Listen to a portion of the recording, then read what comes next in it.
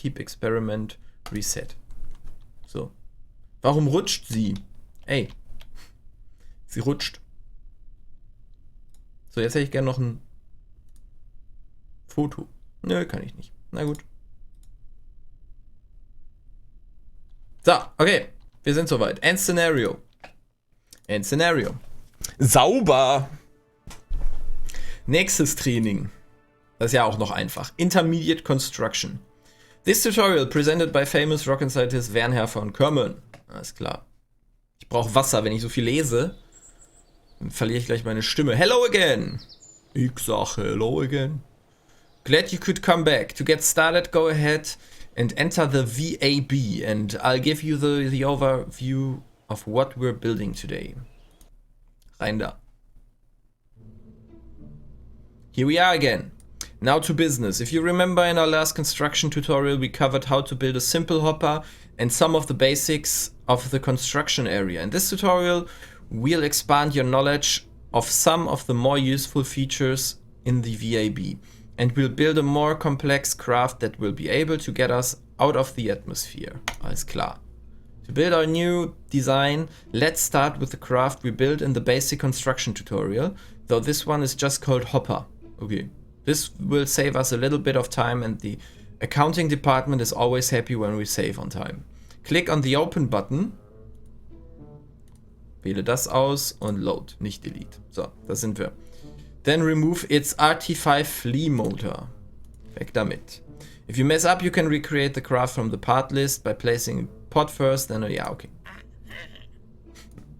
Schneller, ich habe doch keine Geduld. First off, let's change the name of our craft in the description if you want. Ja, dann nehmen wir es wieder so, wie wir es gerade genannt hatten, ne? Spacey the Spacecraft. So, gerade hier ist es Space anders, aber ich nenne es so. Was steht da? Starting Craft. Ah ja, okay. Change. Alles klar. Ist gemacht. Adding some extra functionality. Great, for this craft we are going to give the ship some additional purpose by attaching a science experiment. We can run these experiments during our travels and get valuable science data for Kerbal kind. There are a number of science experiments to be performed, but at the moment we only have the mystery goo containment unit available. Switch to the science tab to look at it. This is one of the most basic scientific experiments Kerbal scientists have devised and one of the first things they want to try and understand better. I mean, they don't even know what color the goo is. Okay. Nicht mal das. When you pick up the part, you will see that it's designed to attach to the signs of other parts. For example, radially. Okay. Können wir aber das hier schon drauf klatschen? Ja, müssen wir ja, ne? Weil wenn wir es auf den Motor packen, dann verlieren wir den ja. If we touch only one of these, then during flight our craft will be unbalanced. Ah, okay. Ach, auf Balance muss man hier auch achten. Macht Sinn. One way to solve this is to add an extra goo container on the opposite side of the rocket, so they balance. Luckily we have a symmetry tool to help here. Ah, das habe ich gesehen. These buttons control symmetry. Die beiden hier. Toggle Snap und Cycle Symmetry Count. Also muss ich da drauf klicken oder wie? And Angle Snap and can be found in the lower left. Jawohl. Press the Symmetry button or press the X key to cycle through the available symmetry modes. Set this to 2 times. Was? Das sind aber andere. Ach so, das ist 3. Ah, okay, verstehe. Also 2 times. Das ist 2 times. And then pick up and place a mystery goo containment unit. Das heißt, ja, tatsächlich. Wenn ich also, ja, verstehe. Also einfach da drauf. Sehr schön. Near the top. You will notice that a second one has been placed opposite. Jawohl.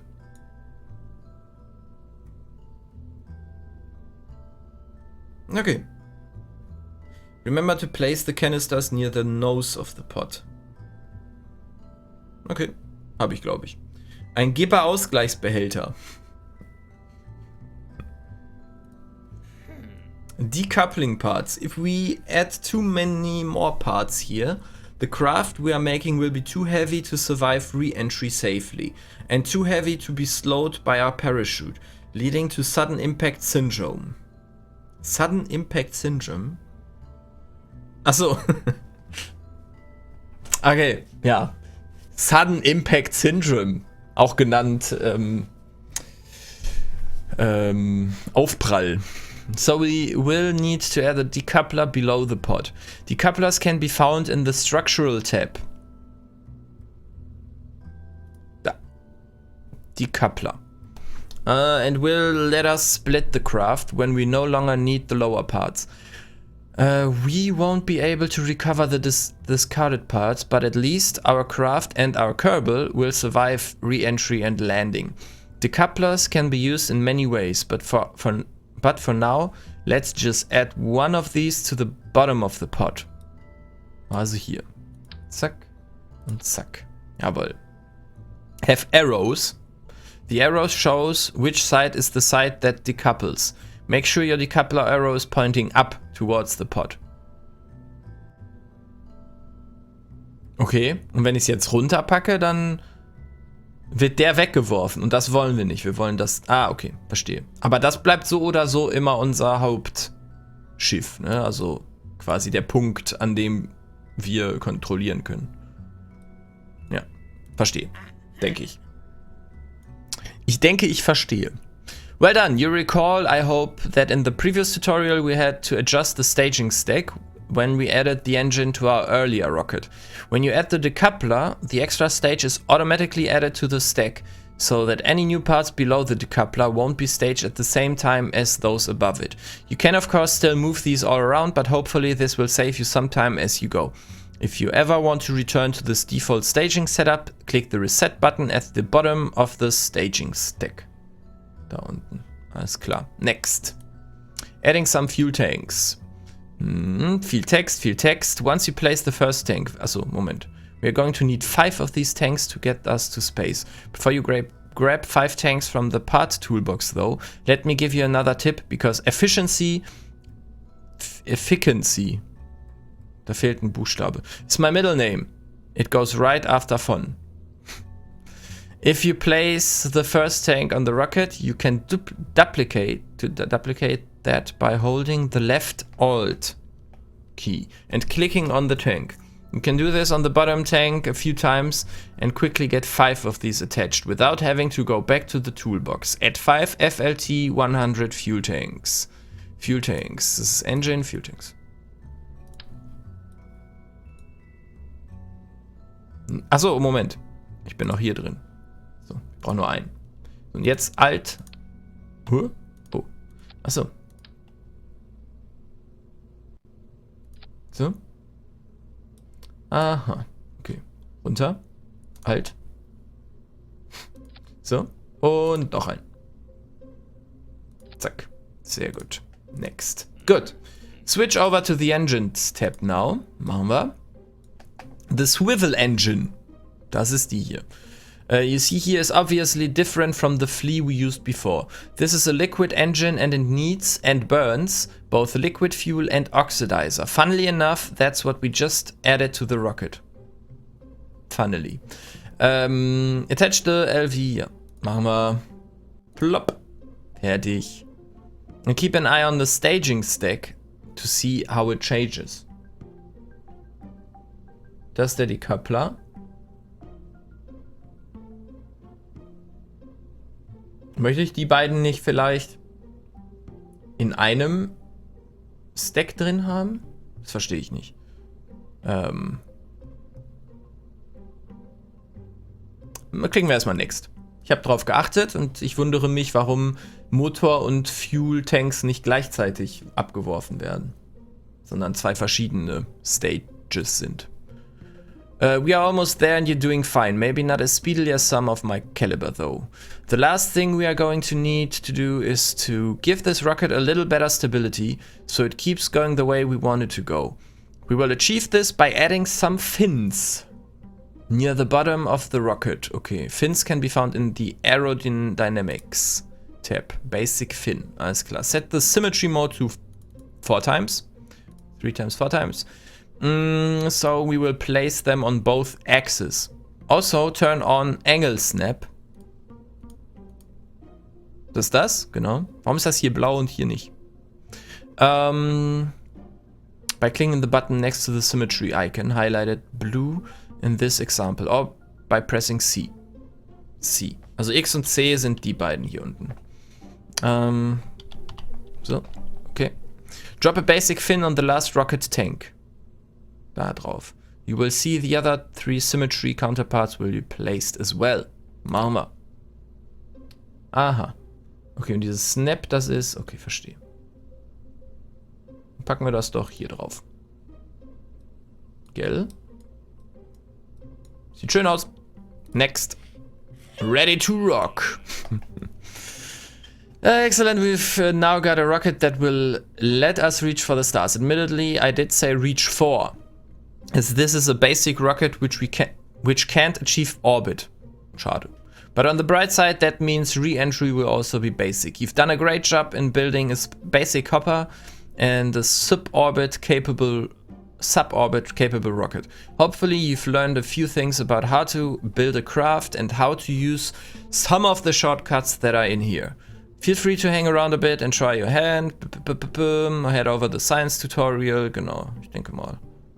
Kann ich damit schon losfliegen? Ah ne, im nächsten Tutorial, oder? Or perhaps you could look at the next lesson on suborbital flight. Da tatsächlich, okay. Head over to the science tutorial to learn how to advance your career and unlock more parts. Ach so, das heißt, man hat tatsächlich eine richtige Story hier drin. So mehr oder weniger. If you could show yourself out in the construction facility with a red button on the top right when you're done experimenting, that would be just great. Auf Wiedersehen! Auf Wiedersehen. Goodbye. Oh. Okay. Das ist jetzt ein bisschen mehr. Air Brakes. Okay. Sind ein paar Raketen hier, tatsächlich. Und ein paar Pods auch. Alles klar. Raus hier. Wollen wir das noch speichern? Ja, ne? Jetzt raus. Leave. Nächstes. Suborbital Flight. Aha. Learn how to escape Kerbal's atmosphere. Machen wir.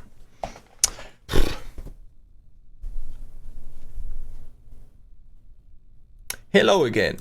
Glad you could make it back. Screech, vielen Dank für dein Follow und willkommen. Today we will take an exciting step, getting our first Kerbal into space. Yep, with a capital S. Hopefully you remember the controls we discussed in the basic flight tutorial, but don't forget that you can always press escape and click the view key bindings for a reminder. Alles klar. If you're ready, let's get started. Flight plan. Your mission today is to make a short suborbital, less than orbital. Ich weiß, was das Wort Sub bedeutet oder Sub.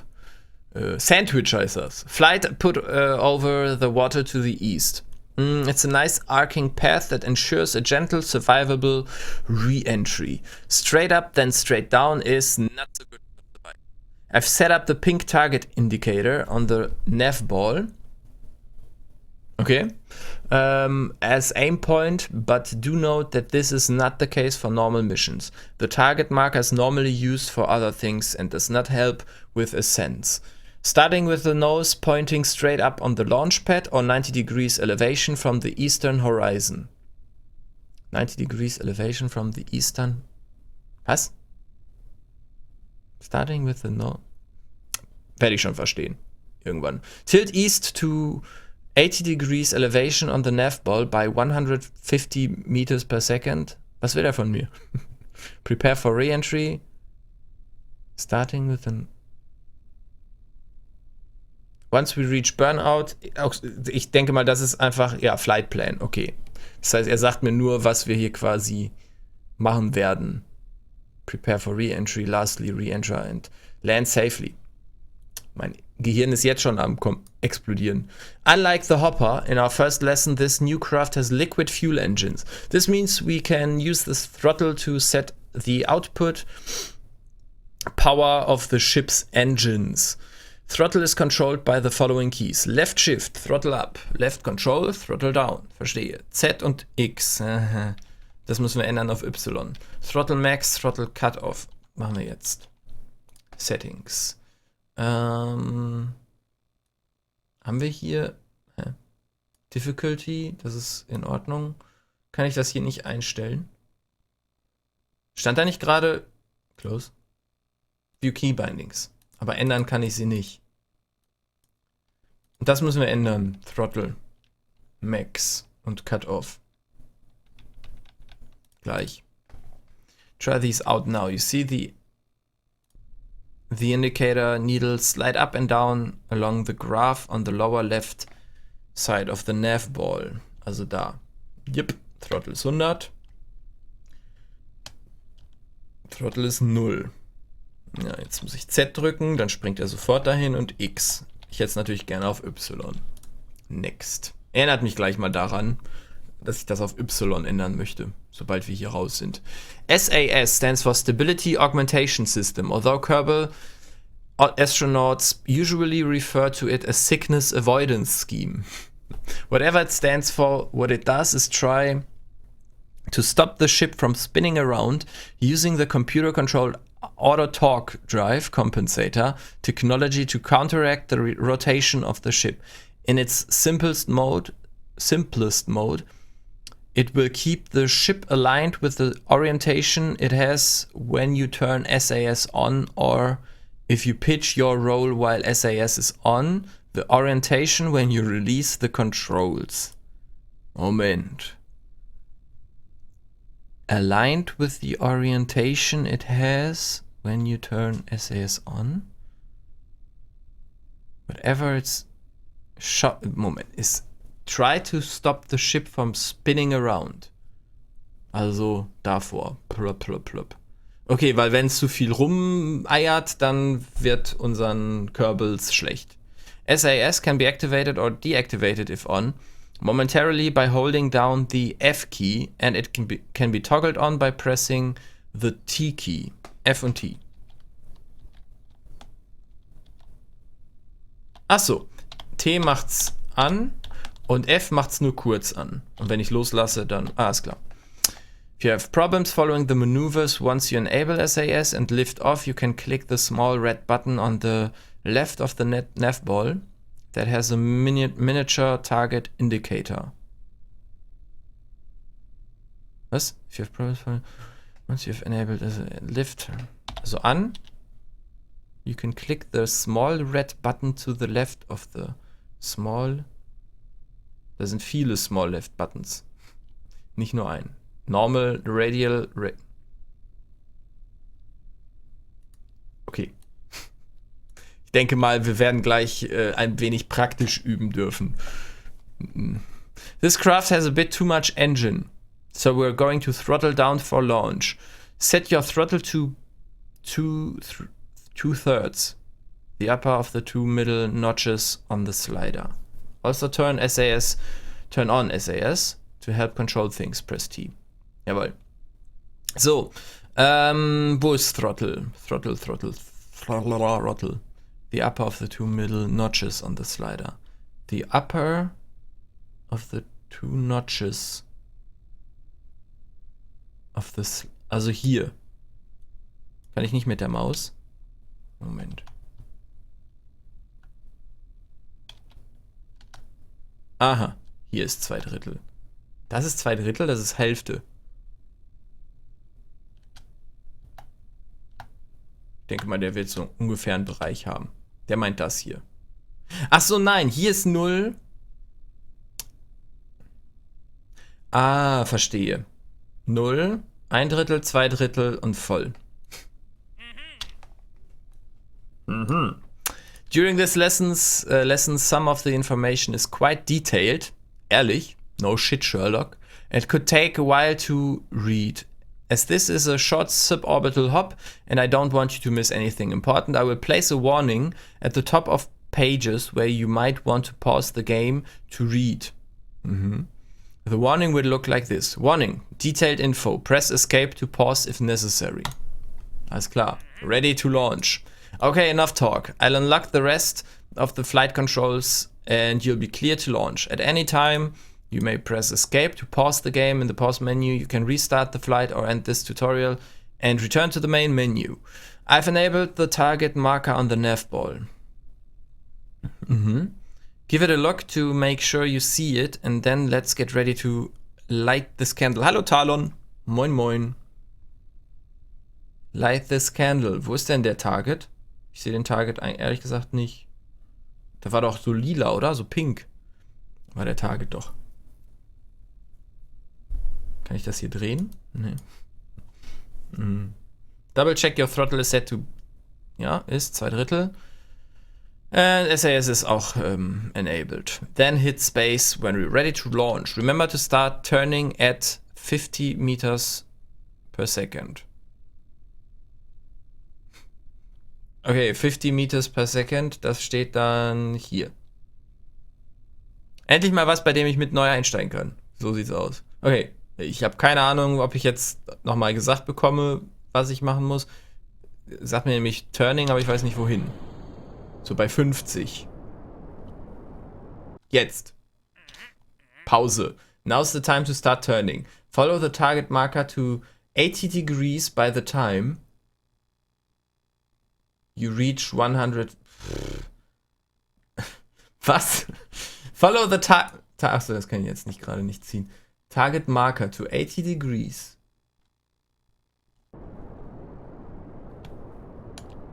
Wohin denn? Hä? Ich habe keinen Target marker. Hier oder was? Nee. Jetzt. Da habe ich mich ein bisschen zu schnell gedreht. Looking good. Now let's turn a little more. Okay. Ach so, und der alignt mich quasi mit dem Ziel. Okay. Okay. Das heißt, so folge ich dem. Verstehe. You can follow the marker. Machen wir. Excellent work. We've got the rocket just where it needs to be in order to reach space. You should be able to let SAS keep the craft steady for a while as we accelerate further. Now go ahead and throttle up to full power. Bam! We're really cooking it. Was? With enough margin. Press escape and choose reverse. Was? Warum? Hä? Das habe ich jetzt falsch gemacht.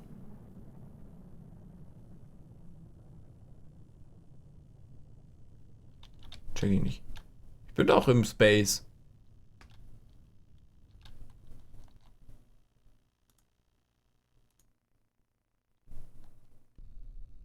Ist das eigentlich wie Rabbits? Was denn Rabbits?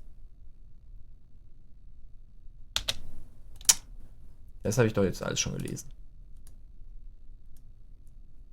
So, 2/3. So, hier. So. Dahin und SAS an. Next. Next. Ready to launch. Machen wir es nochmal. Habe ich jetzt nicht verstanden. Meinst du Raving Rabbits oder was? Ach da, jetzt ist der Pinke da, der war gerade nicht da.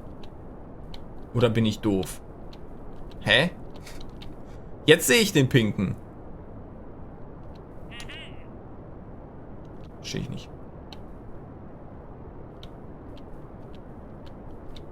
Ich dachte gerade, das Grüne wäre meins. Das Grüne ist nur da, wo ich quasi hinfliege gerade. Cool. Oder bin ich irre? Da war doch gerade nix Pinkes, oder? So.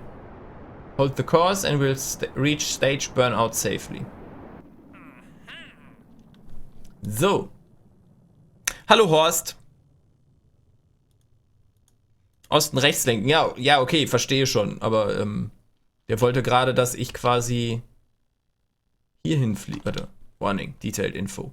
Der hat mir halt gerade nicht angezeigt, wo ich hin muss. Jetzt zeigt er es mir an. Irgendwas war da gerade, glaube ich, komisch. Oder ich bin doof. Rabbits Go Home kenne ich gar nicht.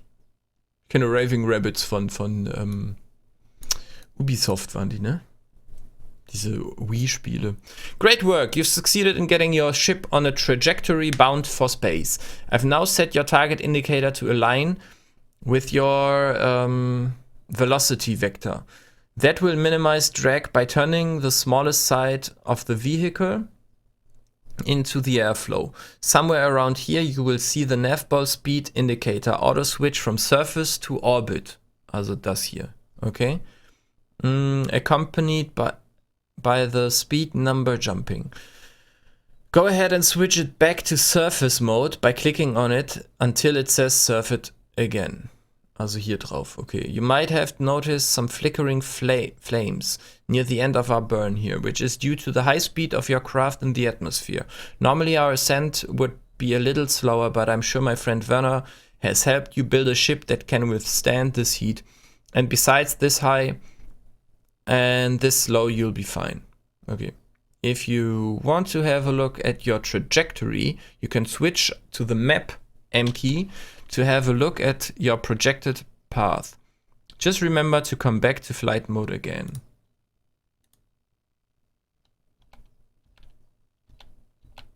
Was ist denn jetzt der Unterschied zwischen dem grünen und dem pinken M? Aha, ich fliege also gerade mitten in den Ozean. Perfekt.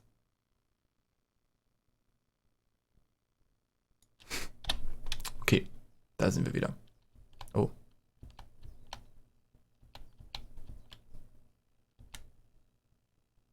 Zack. So, okay. Now that we are coasting our way to Apoasis, that's the, yeah, we got a little time to chat. Once you clear the atmosphere, we'll go over what you can do in space. Alles klar. Ich muss aber immer noch lenken, offensichtlich. So wie es aussieht. Oder? Ah, ja, heute fliegen wir mal mit Jebediah. Zu viel, wenn Gas, das Weiße, um dein Raumschiff erscheint, weil die Atmosphäre dich zu stark bremst und du dadurch zu viel Treibstoff verbrauchst. Ich mache jetzt gerade nur, was die mir im Tutorial hier gerade noch sagen. Und der hat gesagt 2/3, deswegen. While we float up here beyond the atmosphere, I'll quickly tell you about a couple of things you can do. With an advanced enough astronaut complex in the KSC, we can train our Kerbals to be able to spacewalk, or EVA, although we won't be able doing that on this flight. Also, when we are carrying science devices, like our goo containers, we can perform experiments. Feel free to play with the goo canisters now by right-clicking on them. I'll let you know when it's time for the next phase of this suborbital flight. Okay. Observe mystery goo. Warning, detailed. Guten Morgen, Mojo. Guten Tag. Achso. Moment. Zieh dich einmal kurz nach da. So. As we near the edge of the atmosphere again, it's time to reorient the pod to get ready for the re-entry. Muss ich nicht eigentlich meine Tanks und Motoren und so abmachen? Ist ja fast wie ein Buch zu lesen, ich sag's dir. Naja, ich meine, Rocket Science, ne? Der grüne ist die Bewegungsrichtung, der lilane ist das angewählte Ziel. Normalerweise. Im Tutorial ist das der Flight Assist. Okay. Und was ist dann... Oh, Moment. Ich bin ja hier ganz falsch. Ich muss ja... Hä? Nach hier drehen. Oder wie jetzt? Stabilize. Now hold steady. On your new attitude. Let SAS do its job. Okay. And get ready to decouple the stage and start re-entry. Okay. Das sollte ich dann vielleicht... Keep experiment. Seems to have clumped into a sphere. It also appears to have become brittle. Keep experiment. Achso, SAS passt mich quasi also hier an, oder? Jetzt ist es weg. Ah, es ist weg. Hilfe. Now it's time to get rid of that booster. Stage to discard the unneeded parts en masse. Tschüss. During re-entry with your pod oriented... Stop! You are now re-entering Kerbal's atmosphere. Jawohl. Make sure to keep all hands and feet inside the pod at all times. We don't want you to getting burned or anything. Don't mind the flames. Werner is a world famous rocket scientist after all, and he's built this ship to withstand them. Last time we watched the parachute icon to wait for the right time to open the chute. This time we are going to do something a little different. Remember in the construction tutorial where you designed this vessel, kann ich mich erinnern. You set the chute to not semi-deploy until 0.75 atmospheres of pressure. That means the chute won't perform the first of its 2 deployment steps until then, even if you activate it by staging now. On Kerbal, 0.75 means about 2,000 meters, altitude above sea level, and the craft should be traveling slowly enough by then that the chute will survive deployment. So let's take the bold step of aiming the chute now and let the smarts in there pop it at the right altitude. You can trust me. Stage the chute now by pressing space. Is this awesome? So while we set